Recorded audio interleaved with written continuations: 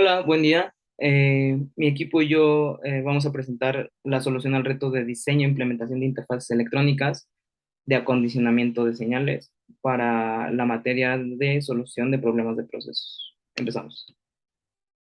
Bueno, como bien sabemos, el objetivo principal de este reto es salvaguardar al equipo de aeronáutica con diferentes elementos de seguridad. En nuestro socio formador, esta vez es en la escudería Borrego SAE Aerodesign, en los cuales se encuentran en el campus Estado de México. Ellos se encargan de diseñar y de construir eh, aviones a radiocontrol, con los cuales van a competir a SAE Aerodesign a nivel nacional, con distintas escuelas, como es la UNAM, como es el Politécnico, como es la UNAC, como es la Autónoma de Nuevo León, entre otras. Es por eso que para ellos es muy importante poder medir y comparar y analizar sus distintos componentes, como son las baterías, como son receptores, como son motores, hélices, entre otros.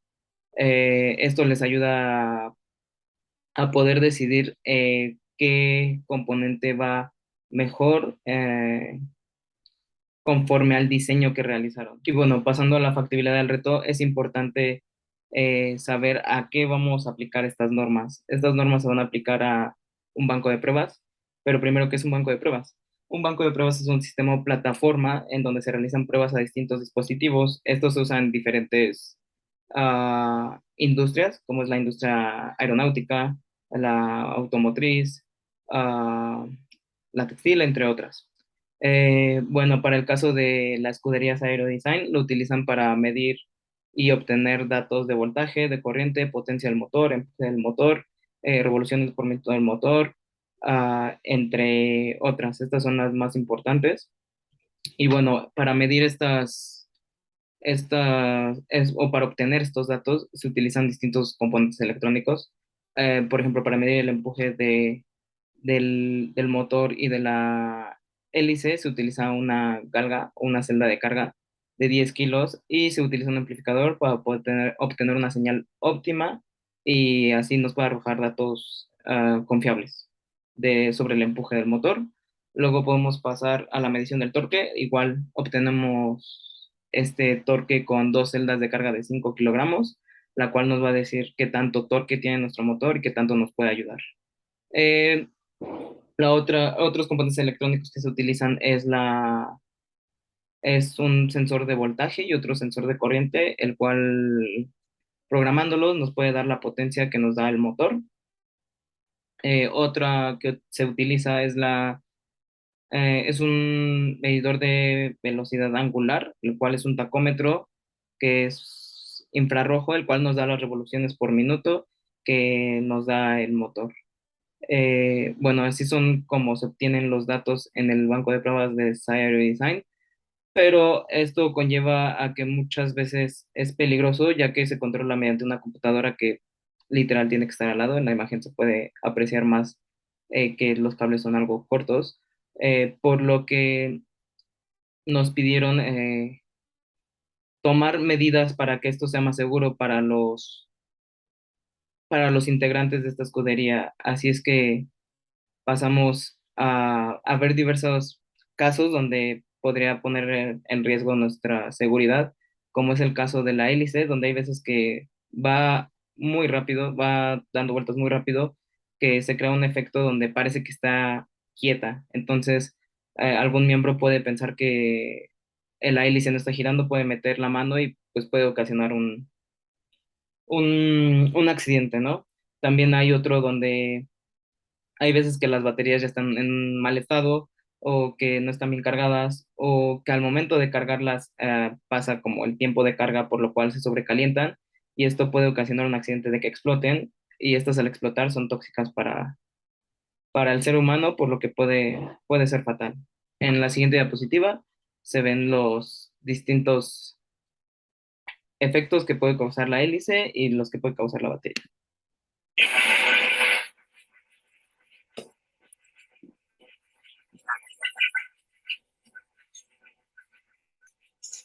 Las interfaces que se diseñaron para cumplir con los estándares de seguridad requeridos por la escudería Aerodesign son los siguientes. La interfaz de encendido de motor la cual proveerá a los estudiantes y profesorado que se encuentren trabajando en el banco de pruebas la capacidad de encender el motor a una distancia segura. La interfaz de potencia, la cual ayudará al manejo del voltaje otorgado al motor y permitirá la obtención de datos del mismo, los cuales son de mucha utilidad para realizar otros procesos y otros cálculos. Y por último, la interfaz de sensor de temperatura, con la cual va a ser posible el sensado constante de temperatura de la batería del sistema y servirá como medida de seguridad que detectará si la batería se está sobrecalentando e interrumpirá el suministro de energía al motor, previniendo así una explosión de la batería. A continuación, mis compañeros hablarán más a detalle del funcionamiento de cada interfaz. Para la interfaz del encendido del motor, se diseñó un circuito eléctrico capaz de accionar la carga del motor a distancia por medio de un relevador eléctrico, el cual asimismo sería accionado por un amplificador operacional con una señal de entrada definida por los socios formadores, la cual sería amplificada a suficiente voltaje como para accionar al relevador eléctrico y permitir el flujo de corriente sobre el circuito del motor eléctrico. Para la experimentación se utilizó simplemente un OPAMP con dos resistencias de 10 kiloohms respectivamente, es decir, una ganancia de 1 debido a que la fuente de voltaje fue definida como suficiente para activar al relevador eléctrico, el cual asimismo sería protegido en paralelo a tierra por medio de un diodo, el cual en caso de que se le quitara la corriente al circuito o a esta parte del circuito, el relevador eléctrico no regresara la corriente al OPAM, porque esto podría causar un gran accidente. Nuestra experimentación dio frutos en donde logramos accionar y iluminar o no iluminar el foco por medio de una señal de entrada a 5 volts. Pues como segunda interfase se tiene el control proporcional del motor de CD.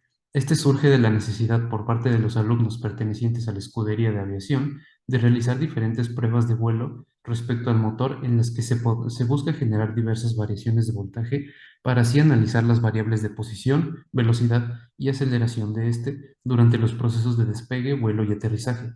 En base a esto, se elaboró un circuito integrado por un control proporcional y el modelo de un control de CD, con el cual se tiene una señal de entrada, siendo el voltaje de alimentación, y tres voltajes de salida, los cuales representan las variables de posición, velocidad y aceleración entregadas por el motor estudiado. Centrándonos un poco en estos dos componentes, el control proporcional es el encargado a grandes rasgos de regular la entrada de voltaje que recibirá el motor, haciéndose posible gracias a una resistencia variable que en este caso fue implementada como un potenciómetro que permitía variar la corriente que fluía a través del circuito en un rango de 0 a 5 volts, el cual puede ser manipulado fácilmente girando su cursor integrado.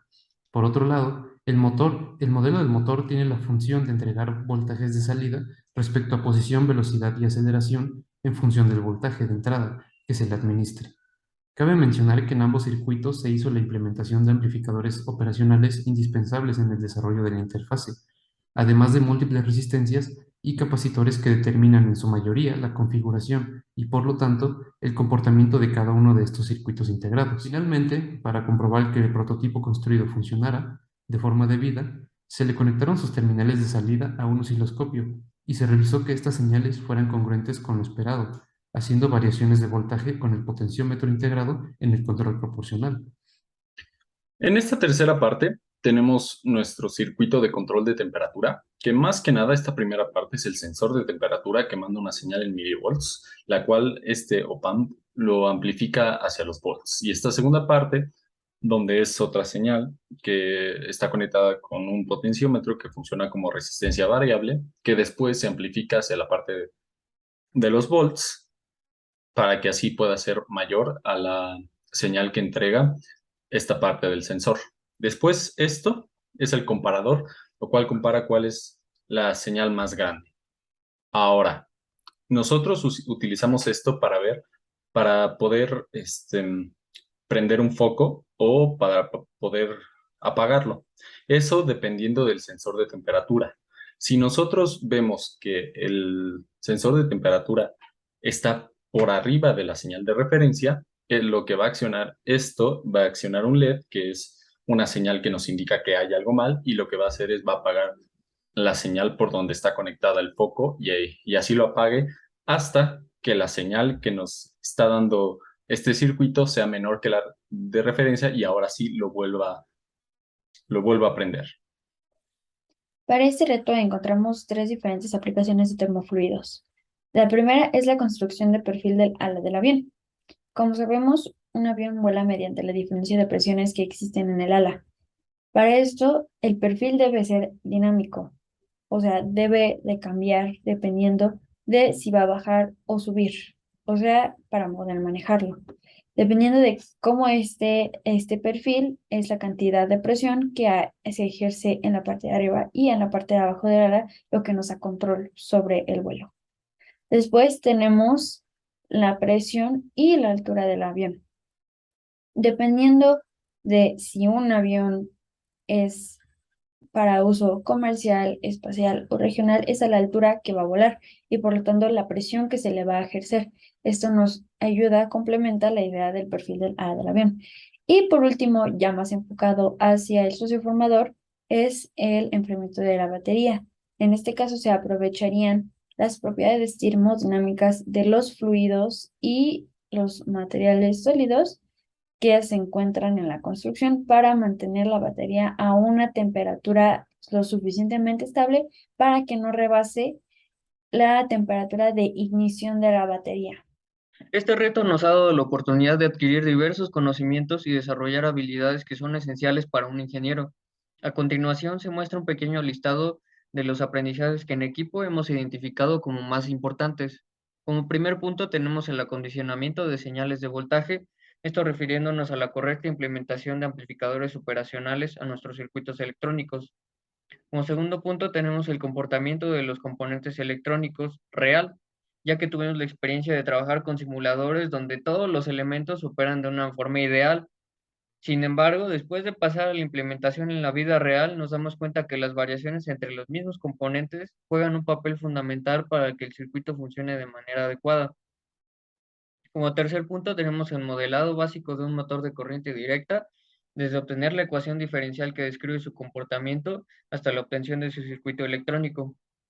Por otro lado, algunas habilidades que hemos desarrollado en gran medida han sido la capacidad de analizar circuitos existentes y lograr comprender gracias a ellos el funcionamiento de un sistema. Y por último, la detección de fallas dentro de un circuito. Y es que a lo largo de todo el reto se nos presentaron varias situaciones en las que nuestros circuitos no funcionaban desde lo más básico, desde la continuidad entre los cables que estábamos utilizando hasta ya fallas en los componentes electrónicos, como por ejemplo potenciómetros que no marcaban la resistencia que según el fabricante debían de ofrecerte, así como relés que no estaban cumpliendo con su función adecuadamente. Y lograr identificar todas estas fallas nos ha desarrollado un mayor nivel de análisis crítico enfocado a la resolución de problemas complejos. Otra área de oportunidad que tiene este reto es en cuanto al sensor de temperatura.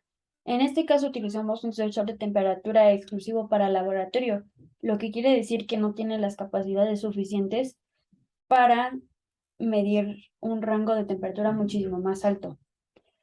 Esto porque no es suficiente para mantener la temperatura de la batería en un rango seguro. A lo que me refiero es, nosotros en cuanto acercamos el foco al sensor de temperatura y este rebasaba la temperatura deseada, apagaba el foco. Sin embargo, al alejarnos y esperarnos unos cuantos segundos, se volvía a encender el foco, lo que significa que para el motor, una vez que se haya cortado la energía, las hélices del avión van a seguir girando. Y eso no significa que la temperatura de la batería haya disminuido. Por lo que, una vez detectado que bajó 1 grado centígrado, por decir un número, va a volver a mandar la señal de que se active la batería. Y por lo tanto, la batería no se va a terminar de enfriar lo suficiente para mantener seguros a los miembros de la escudería. Otra área de oportunidad que tiene este reto es cómo funcionaría este control automático ya cuando el avión se encuentre volando, porque como mencionado anteriormente, al momento en el que la temperatura de la batería llegue a ser mayor a la temperatura deseada, el suministro de poder se va a apagar, por lo que puede que las hélices sigan funcionando, sin embargo, puede mandar el avión en caída.